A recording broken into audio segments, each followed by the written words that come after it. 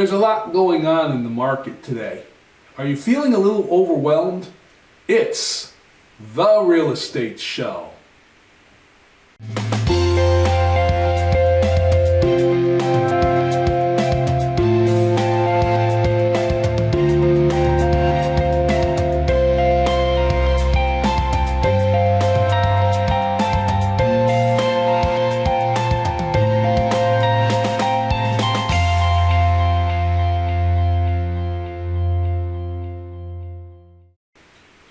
Welcome to the Real Estate Show. My name is Rick Naples. I am the owner-broker of Zone Realty LLC. You zone your home. It's a real estate company here in the state of Connecticut. And of course, as a realtor, I watch the Connecticut market very, very closely. There's a lot of things kind of going on in the market right now. Now, just to kind of paint a picture, we're filming at the beginning of the spring kickoff season. In other words, this is the time of year when we finally get out of the winter months and we start seeing the warmer weather coming, the trees start to bloom, and we start to think about new beginnings or starting to change our situation. We also, as sellers, look at the possibilities of putting our home on the market. And the reason why that happens is because everybody likes to move during the warm weather. You don't really want to move when it's cold outside. So those people that have been holding off putting their houses on the market during those cold winter months will do it when the warmer winter months look like they're ready to come about. Buyers, on the other hand, have been watching the interest rates. Now, we've been looking to see if the interest rates are going to come down a little bit, and in this year they have. So it might be a little more appealing or a little more financially making sense for the buyer to start looking to buy a home. But in either case, whether you're selling or you're buying, there's a lot of information that's out there that kind of makes you feel a little overwhelmed. In other words, all this information tells you different things that are happening. You should do this, you shouldn't do that. Maybe if you look at doing this way, that might work. You're not too sure about how to get into the market or how to go about purchasing or selling your home. Now, having said that, let's talk for a minute. You could be a seller out there that this is not your first house. You've gone through the first buyer situation. You've purchased a home. You've seen how the transaction works. You remember the home inspection and the challenges that came up with that. You remember going through your mortgage process and the appraisal process and losing sleepless nights wondering about monies and down payments and interest rates and how you're going to do this and what's it going to be like living in the house I've chosen to buy and so on and so forth. There's a lot that could be very overwhelming. In life itself, we look at sometimes feeling like too much has been piled on our plate. As if everything that we think we're getting accomplished doesn't seem to get finished. It's almost as if someone out there just keeps on wanting to make us miserable. What I've learned is, whether it's a real estate transaction or anything else, is to kind of take what the task is in front of you and break it down into smaller parts. It's much easier to climb the top of the hill if you take it one step at a time, as they say. Now, I don't mean to get philosophical here, but that's true with everything that you do. If you try to take it on all at once, you're going to have a feeling that it's never going to get completed. And that's what happens when you're selling or buying a home. Now, there are a lot of realtors out there.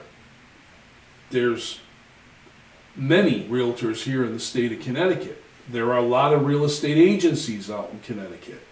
Who do you work with? And if you work with that person, are they going to do the job that you are hiring them for to do? Now, realtors pride themselves on being able to close transactions. They've been through the beginning, the middle, and the end of the process of selling a home or buying a home.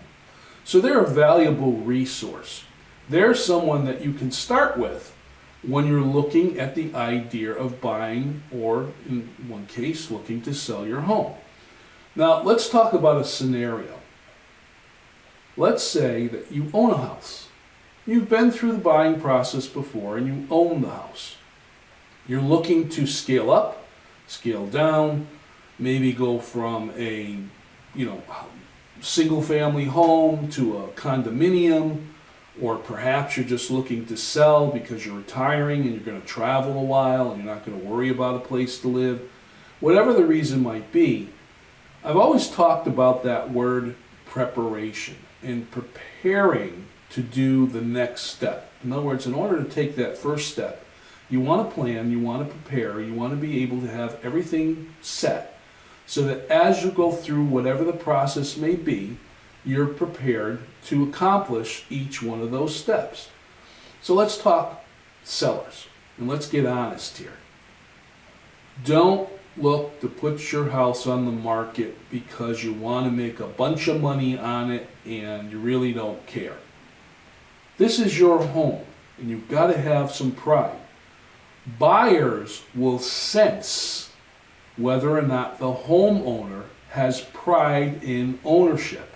Now let me explain what that means. Have you ever walked into someone's house as a guest or as a visitor or even a friend's house, and as soon as you walk in that house, you kind of immediately zero in on the messes, or you zero in on the things that are not repaired? It's kind of a natural thing for us to do. We're always comparing things. You look at something, and especially if you own something similar, you say to yourself, well, what I own is better than that. Or if I were going to do that, I'd do it this way. My way's better than that way. People come from all different walks of life, and people have all different types of lifestyles in the way that they live. And some people just keep a sloppy house. When you're the seller, if you're an individual that is conscious or you have that pride in ownership, you've gone through your house thoroughly to make sure that it's ready to go on the market. Now you say to me, Rick, geez, I'm overwhelmed. I've lived here a number of years. I don't know what to do. I don't know what buyers are going to look at or what they're going to pick at or what the home inspector's going to say. Well, this is where your realtor really comes into play.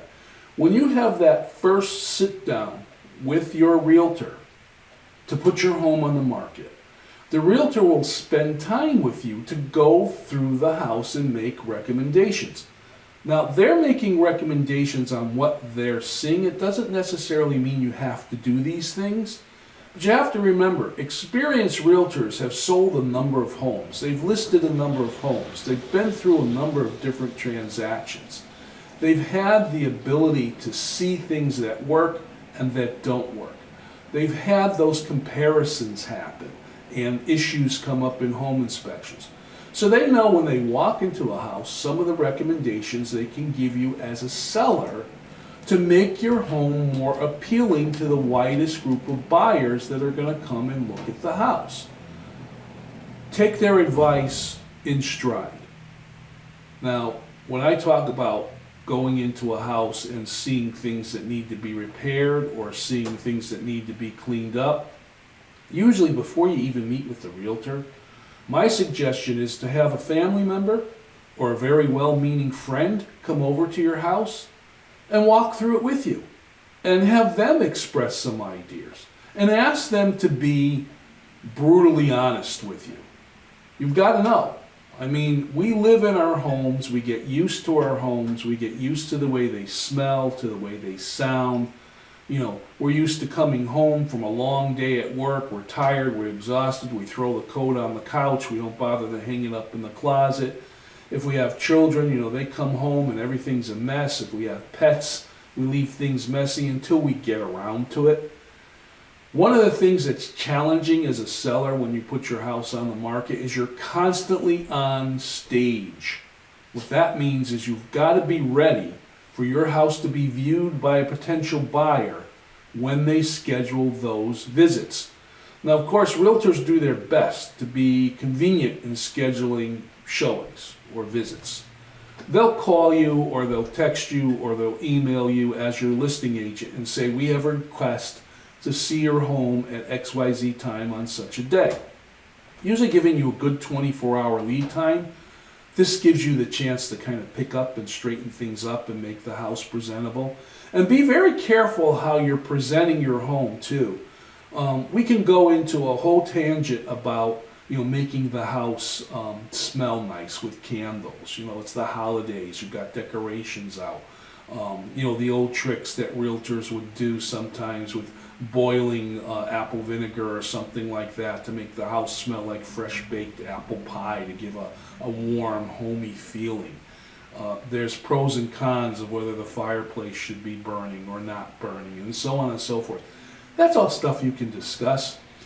You want your house to be accessible. You want your house to be able to be toured. You want people to be able to come in, walk through the home without being encumbered by anything in their way. Staging is very important. Look at the furniture and how your furniture is placed. Look at the way your house is decorated.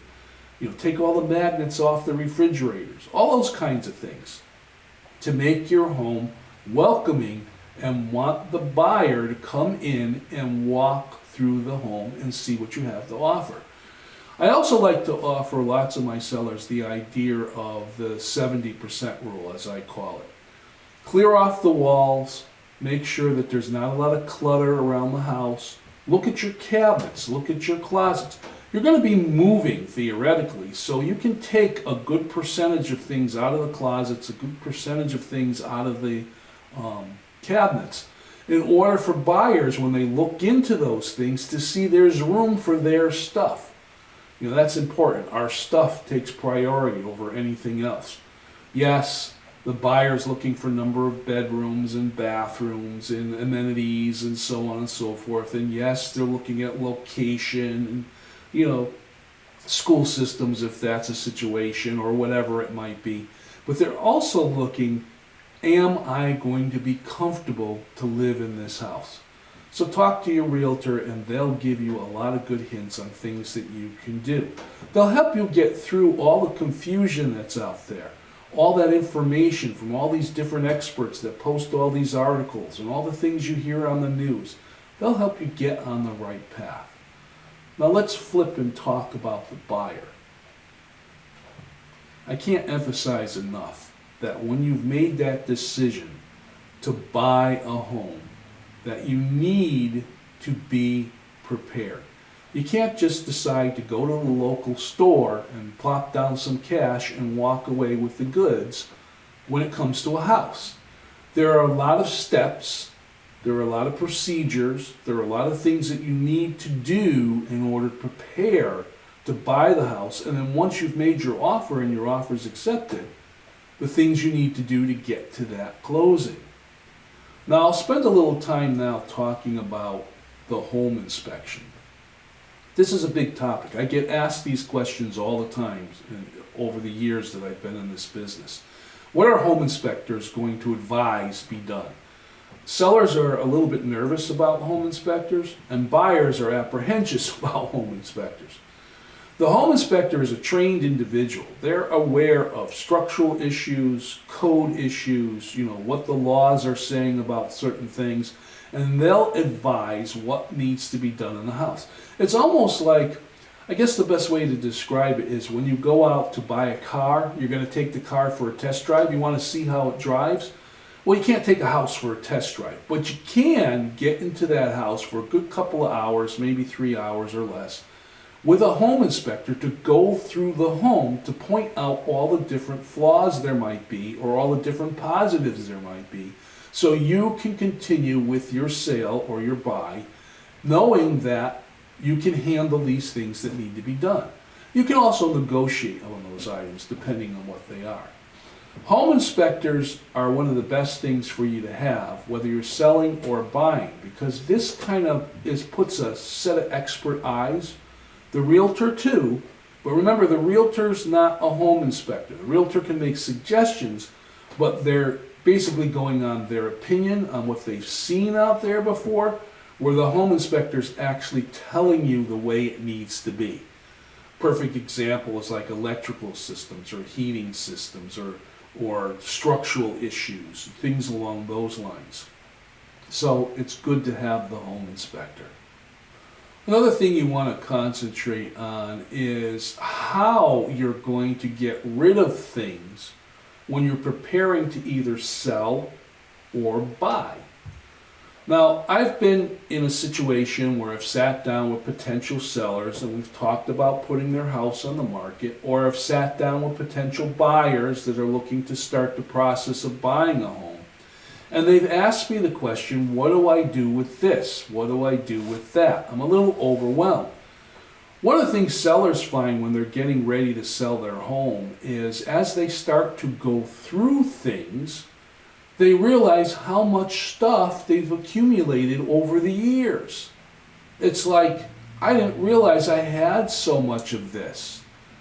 Guys, let me talk to you for a second, or even some of you women out there. Tools. You have tools for everything. Now you've lived in a house, right? So you probably have a whole bunch of selection of garden tools and tools to fix things around the house and maintain the house, or maybe the car, or things along those lines. I don't know anyone that has one hammer or one screwdriver. Usually they have several hammers and several screwdrivers, things along those sorts. And those are things that you have to start looking at. What am I going to keep? What am I going to take with me? What am I going to bring with me? And so on and so forth. Sellers always get a little bit overwhelmed with furniture. You know, what furniture do we keep? Well, it depends on where you're going to go, what you're going to buy. You may be in a situation where you need to get rid of everything. Or maybe you want to keep a certain piece of furniture as you're moving it to another place. Buyers may be in a situation where they decide on a home they're going to buy and they have nothing and they need everything. So now they're out pre-shopping. And let me give a big caution right here to you buyers. When you are in the process of buying a home, you've gotten your pre-approval, you've found the home that you want to buy, you've made the offer and the offer has been accepted, do not, and I repeat, do not jump the gun and start buying stuff for your new house, because that will affect your credit rating and that will affect your debt ratio. I had a situation back in my early start where I had an individual that just before we were going to close on their new home, they went out and bought a brand new car. It was a very expensive car. Well, because of the purchase of that car and taking the loan out to buy that car, with all good intents, they wanted a new car to put in their new house driveway. It ended up making their debt-to-income ratio go outside of what the bank was able to approve, and they could not get the mortgage, and the deal fell apart, and they couldn't get the house.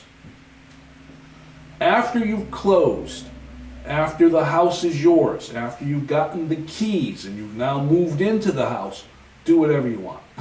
You know, buy that new car, buy that new couch, you know, whatever.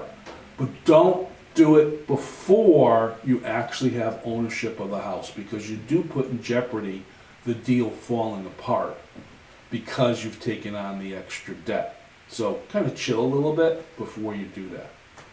Sellers, on the other hand, if you're buying a place and you've got to sell your house before you can close on the next house, make sure you work very closely with your realtor so the realtor can work with the other parties to make sure you coordinate the closings. Now, sometimes things come up unexpected in closings. I've had the nightmare of where people have been ready to move, they've hired the moving company or they've gotten the moving van themselves, they've moved out of the house and everything's in the van, they're ready to close on the next house, and there's some kind of a breakdown. In other words, maybe the house they're going to, they're not ready to close yet, or they haven't moved out yet, and people have been stuck with, we're out of the house, we got a full van, we've closed on our house, the other buyer bought it, we need to move into the new house and we can't move in yet, what do you do? Those are contingencies, those are unexpecteds, those are things that you need to be prepared for. And you also have to watch out, because if you have to have a delay in a closing and you're stuck staying overnight in a hotel or something like that, make sure you're in a position not to use credit cards, because again, you don't want to affect your debt ratio. So you want to make sure that those provisions have been made and you're ready for any scenario that might come along. Here's a little story for consideration. We had a situation a few years ago where a seller went to sell their home and a buyer was all excited to buy it. And just before the closing, a little bit of a challenge came up. This was a situation where this particular seller owned a dog. The dog lived in the house for many, many years with the seller. And for some reason, unexpectedly, when the dog was outside in a yard that it had known for years and years, it went out into the street and unfortunately it was struck by a car and killed. The seller of the home panicked. What to do? They just lost a valuable family member to them. So they chose to take the dog and bury the dog in the yard, in the spot that the dog had laid in the sun many, many times over the years. The buyer now is going to purchase the home. There is an animal buried in the yard.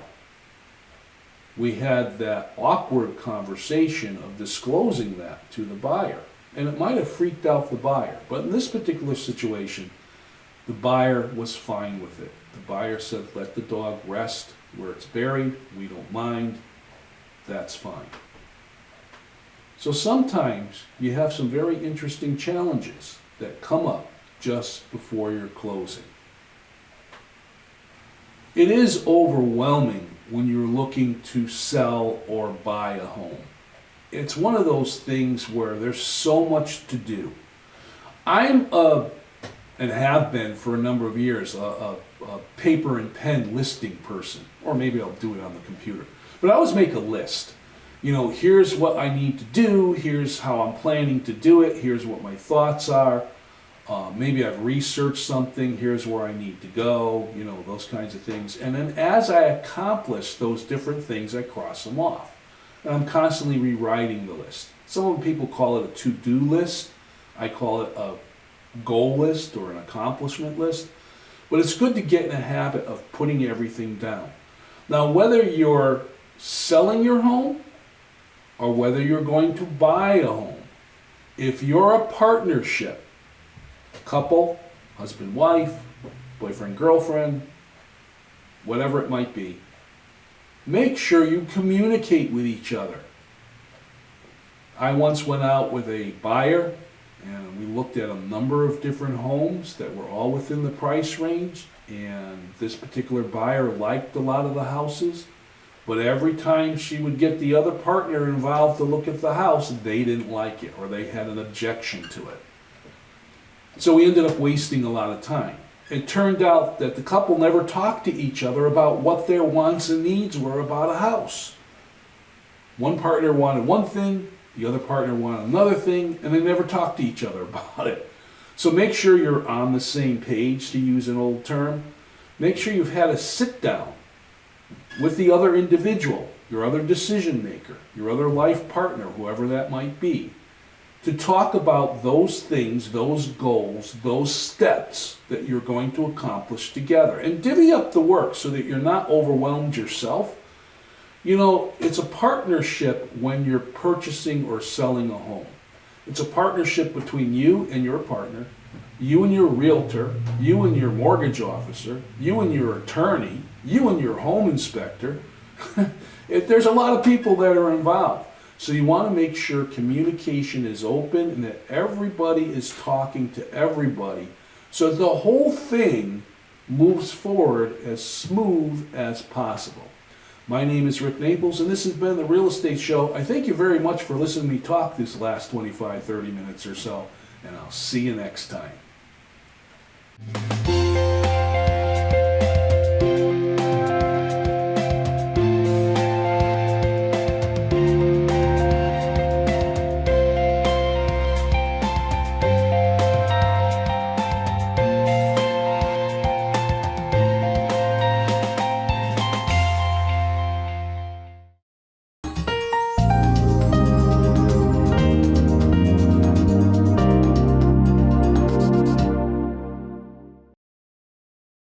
The Saybrook Fish House in Canton has been serving fresh seafood, chicken, and prime steaks for 40 years. Experience one of our 3 unique dining room settings, 2 with fireplaces, or relax in our cozy pub with a craft beer, wine by the glass, or specialty cocktail while enjoying a meal from our new lighter fare pub menu.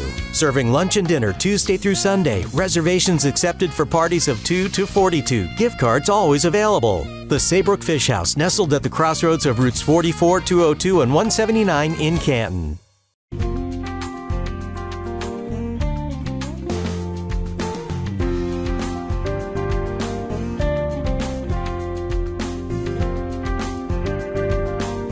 Follow us on Instagram at nutmeg.tv.